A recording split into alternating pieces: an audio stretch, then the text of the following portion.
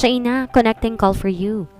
Mula sa pagkakapikit habang hawak-hawak ang noo, ay pukaw ni Mayet na siyang malapit sa telepono ng kanilang opisina. Napahinga siya na malalim at patamad na tumayo upang tunguhin ang telepono. Nakita rin niyang nagmamatsyag ng mga mata ng mga kasama na tila ba naiintriga. Napangiti tuloy siya na mapait sa sarili dahil may mga kasama din yata siya sa opisina na nakaismid at naniwala agad sa intriga. Shaina Agua speaking, may I help you? Mula sa pag-iisip, saad ni Shaina pagkaangat sa telepono. Hey babe, are you ignoring me? I'm calling you, why aren't you picking up your phone? Mula sa kabila ay narinig niyang paghihimutok ni Clyden. Ngunit pagkarinig lamang ng boses ito, parang biglang nawala ang kanyang mga iniisip bago to tumawag. Kung kaya't ang tolero niyang mukha kanina ay napalitan nga ng nakangiting mga labi at nagliliwanag ng mga mata. I'm sorry, I did not find my phone in my bag. Naiwan ko yata sa bahay. May importante kang sasabihin? Malambing niyang pahayag at narinig niyang umungol to sa pagka-disappoint. I'm thinking if you're really in love with me or what. Di ba kita pwedeng tawagan kung walang importanteng sasabihin? I'm thinking of you, is not that enough? Patuloy pa ni Clyden at di na siya napigilan ng makilig. Of course, it's more than enough for me. Akala ko kasi busy ka kaya ako natanong, tapos na ba yung meeting mo? Malambing pa rin sabi niya dito. No, still have 3 more to go. I just miss you. Oh, I see. Sobrang lawak ng kanyang pagkakangiti. Lihim ko pang tiningnan ang kanyang paligid bago sinagot ang may kahinaang sinabi nito. I miss you too, and don't stress yourself too much. I try hard not to. What are you doing? Saad ni Clyden at doon bumalik sa kanyang isip ang kinakaharap na issue at ganon si Mrs. V. Pero syempre wala naman siyang balak sabihin pa ito. Baka makadagdag lang sa mga iniisip ng asawa. I'm doing my presentation. Pagsasinungaling ni Shaina, buti na lang wala to sa kanyang harapan. That's good. Before I forget, Ronnie will pick you up at 5 this afternoon. Sa KNV na tayo kakain. I'm at the office and by that time. Okay. Can you do me a little favor? What is it? Baka pwedeng hindi yung sasakyan mo ang gamitin niya. Please? Saan niya rito at narinig niyang nagpalatak iyon ang tawa.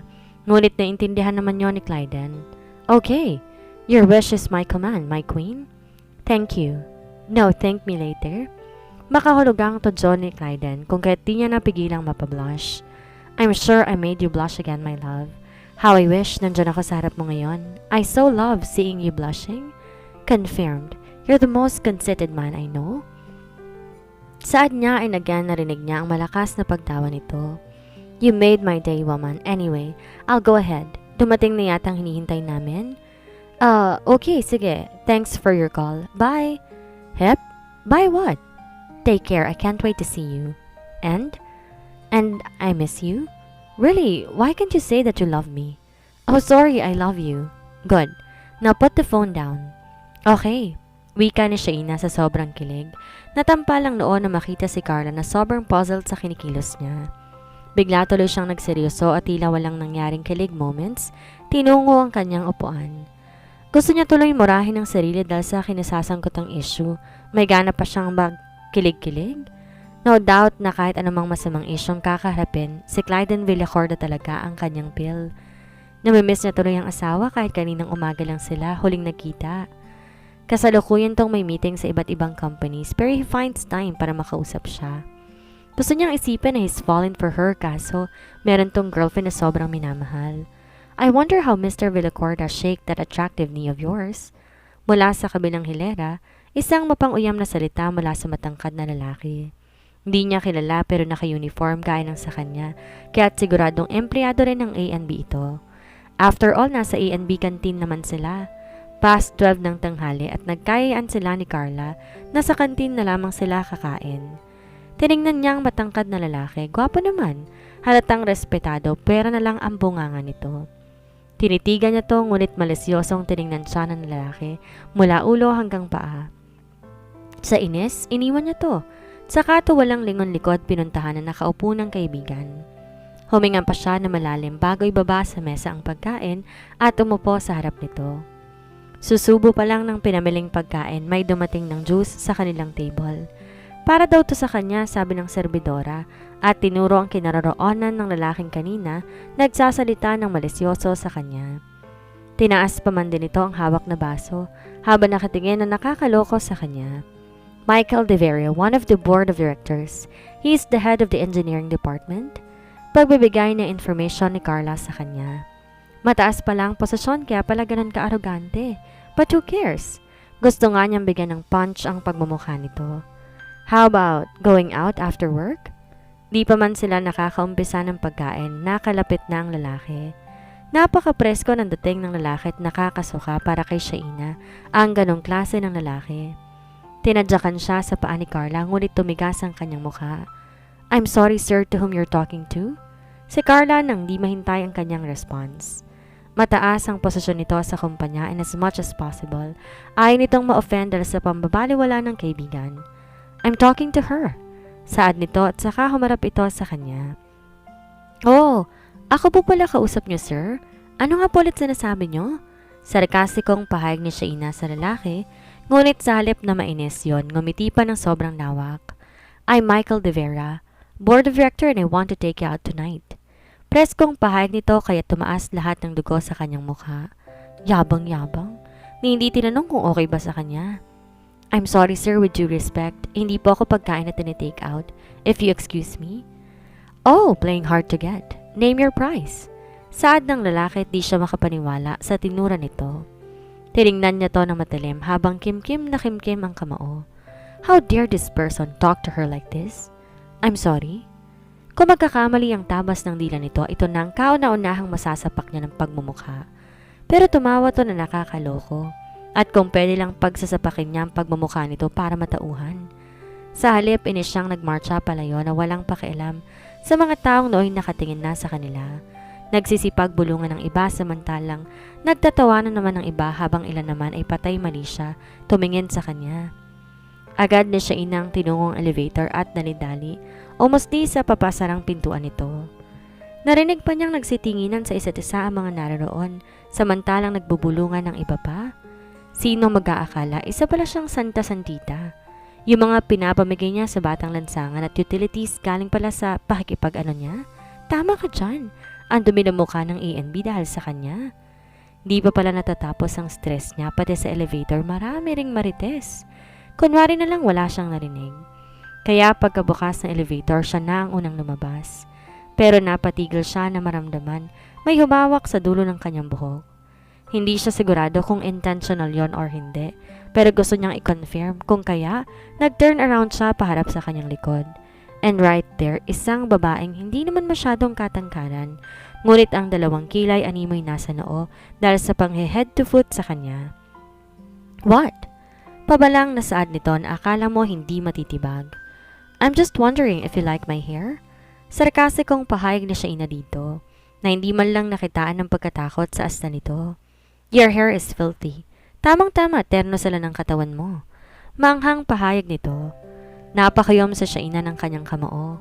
What makes this woman think that she is filthy? Hindi mo alam ang sinasabi mo, miss. Hindi mo ako kilala. Sa halip ay tura niya dito. However this woman is, gusto niya nang mag-disappear sa harap nito dahil tingin niya hindi ito magpapatalo sa kanya. We know who you are. You are a slut. Saad ng babae at di niya napigilan ng sarili, sinapak ito sa mukha. Nabigla lahat sa kanyang ginawa pati ang babae. Wala na yata sa hinagap na magagawa niyang sampalin siya. Say that again and I swear to God, you will be going home unrecognized. Galit na pagbabanta niya at padabog na iniwan ng mga to habang nakatulala. Pagdating na Shaina sa kanyang table, halos lukutin niya ang kanyang mukha. Sobrang dami nang nangyaring di maganda sa kanya ngayong araw at kulang na nga lang magsisigaw siya. Akala niya ganun lang kasimpleng text messages laban sa kanya pero hindi pala. Lahat yata ng kasamaan niya sa trabaho puro panghuhusgang tingin sa kanya. She felt sorry for the girl pero tama lang kanyang ginawa. Kahit makarating sila sa HR at bigyan siya ng suspension, gustong-gusto niya. Parang ayaw na nga niyang makita mga tao dito dahil napakababa ng tingin sa kanya. Wow! What have you done is excellent. Namimilog ang mata ni Carla habang papasok sa kanilang opisina. Nagkalat na sa buong A&B ang nangyari at di niya may tatanggi ang nagawa. She provoked me. Parang nag-e-explain niyang pahayag. Sa tanang buhay niya ngayon lang siya nakaranas ng may pinagbuhatan ng kamay. She deserved it, Mars. Kulang pa nga yun eh. Pag-aalo ni Carla sa kanya habang nababanaag sa mukha ang tuwa sa kanyang ginawa. I love it, girl. Don't worry, I'm always at your back. Thank you. Maikling pahayag niya sa kaibigan. Mas lalong gumaan ang kanyang pakiramdam nang hawakan nito ang kanyang kamay at yakapin pagkatapos. Kinahaponan pagkabasa sa text message ni Ronnie na hinihintay siya sa parking lot, agad siyang nagligpit sa kanyang table at nagmamadali nang lumabas. Nakipag-unhan siyang lumulan sa elevator pababa at wala siyang pakialam kung pinagtitinginan siya ng mga taong naroroon. Agad niyang tinungo ang parking lot at agad lumulan sa kotse na dala ni Ronnie. Di man kasing gara at rangya ng sasakyan ni Clyden Villacorda, pero bagong-bago ito at hindi nalalayo sa mga mamahaling sasakyan na dala ng mga officers sa ANB. Sa KNB siya dinala ni Ronnie at gaya ng dati, sa secret elevator siya lumulan papunta sa rooftop. Naroon daw ang asawa at hinihintay siya para sa kanilang dinner. Pagbungad ni Shaina sa taas, naramdaman niya ang ibang simoy ng hangin. Sa sobrang taas ng building na kinaroroonan niya, tiyak mas masarap ang hangin na bumati sa kanya kumpara sa hangin sa baba. Nilibot niya ang mga mata sa paligid. May mga ilang halaman tulad ng kalamansi at ibang mga grafted na namumungang nakalagay sa mga malalaking paso. Parang garden lang din ang rooftop ng KNV at natutuwa siya sa kagandahan nito. Nakikita na rin niya si Clyden na nakatayo habang nakatingin sa kawalan. Papagabi na rin kaya't marami ng mga ilaw nakasindi sa paligid. Dahan-dahan siyang lumapit dito ngunit di niya maiwasan ang sarili na yakapin to mula sa likod na makalapit siya dito. Agad naman niya tong hinawakan ng dalawang kamay upang mas lalong humigpit ang pagkakayakap niya dito. Just enjoying the view. Ang ganda sa Maynila kapag gabi. Pahayag ni Clyden habang lumiyad ng konti para halikan siya sa ulo. Kaya nga, nakaka-relax at sobrang nakakawala ng stress. Napapatuling hagang pahayag ni Shaina, saka ibinuro ang ulo sa likod nito. Sa stress na naranasan niya sa maghapon, parang ayaw na niyang umalis sa likod ni Clyden at isinandal na lang ang pagod na katawan sa likod nito. Bukod sa nakaka-relax ang katawan ng asawa, nakakawala rin ng stress ang napakabangong amoy nito.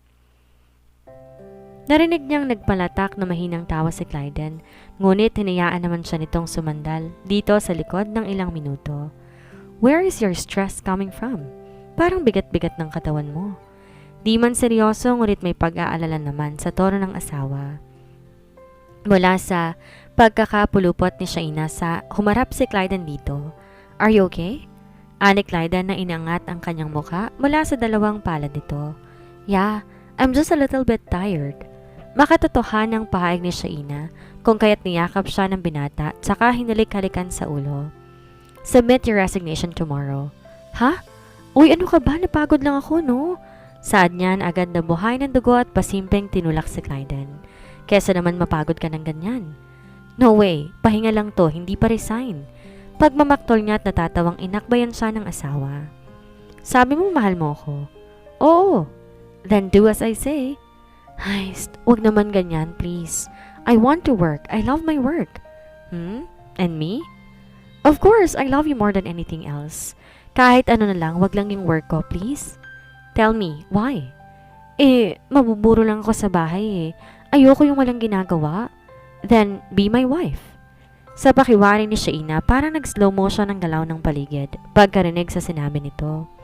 Tiningala niyang asawa ngunit halos lumukso ang kanyang puso nang seryoso tong nakatingin sa kanya. Sa kilig at pagkabigla, parang di niya alam kung ngingiti siya o tatawa. Sa halip, hinawak niyang pisngi ni Clyden at dinampian ang halik sa labi. I love you to the moon and back. Please quit playing games with my heart. Nangiting pahayag niya dito. Kahit nararamdaman niyang pag-iinit ng mukha sa pagiging vocal niya sa kanyang nararamdaman dito, hindi siya magsasawang sabihin na mahal niya ito. Si Clyden ang kanyang pinaguhugutan ng lakas, maging ang kanyang kahinaan. Ewan ba niya na sa tuwing nagseseryoso ang asawa, para bang sa isang sulok ng kanyang puso, kanya siyang pinaglalaroan. I'm serious. I like it more if you're not. Why don't you believe me? I do. Then, Clyden Villacorda, I love you whether you're serious or not. At hindi kailanman magbabago yon. Masaya ako kung anong meron tayo, isa lang pakiusap ko. Tell me, huwag na huwag mong paasahin ang puso ko. Di inaasahan ni Clyda na ganon ang sasabihin ni Shaina.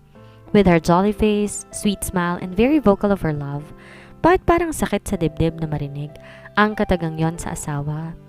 She's smiling but her eyes uncovered her loneliness and saw her silence as her cry. Clyde then grabbed her body and hugged her tight. He planted small kisses in her head and held her hand na parang ayaw niya na tong pakawalan kahit kailan. They ate a sumptuous dinner together. Pareho nilang pinangalagaan ang kanilang katawan at kalusugan, ngunit sa mga oras na yun wala silang alam na gawin, kundi kumain ng kumain. The food are delicious, ganon din ang kanilang dessert. May pakape pa sila after bago nagdesisyon bumalik sa office ito ang binata para harapin ang mga naiwang documents nang lumabas siya sa opisina. Nagdesisyon din si Shaina na magstay lang din sa office nito kahit sinabayan siya ng binatang ipapahatid siya nito sa driver sa kanilang bahay. She's gone through a lot for this day at gusto niyang nasa paligid ni Clyden. Nagdudulot kasi ang asawa ng positive vibes sa kanya kung kaya't mas gusto niyang nariyan lang siya sa kanyang tabi. Di rin naman niya to iniistorbo bagkos. Nagbukas din siya ng laptop habang nakaupo sa sofa at gumawa ng mga ilang report sa kanilang office. Nagkakasulyapan lang silang dalawa nang di nila namamalayan at kapwa napapatawa sa isa't isa. Naisip na Shaina, pwede palang gantong setup. Siguro hindi siya nakakaramdam ng pagod kung kasama niyang asawa sa isang room habang nagtatrabaho. Bukod kasi sa nakakahawang energy nito, maghapon pa niyang nasisilayan ng gwapong asawa. At dito na po nagtatapos ang kabanata ng ating kwento. Sana'y muli niyo po akong samahan sa mga susunod pang kabanata. Maraming salamat po. Ingat po tayong lahat.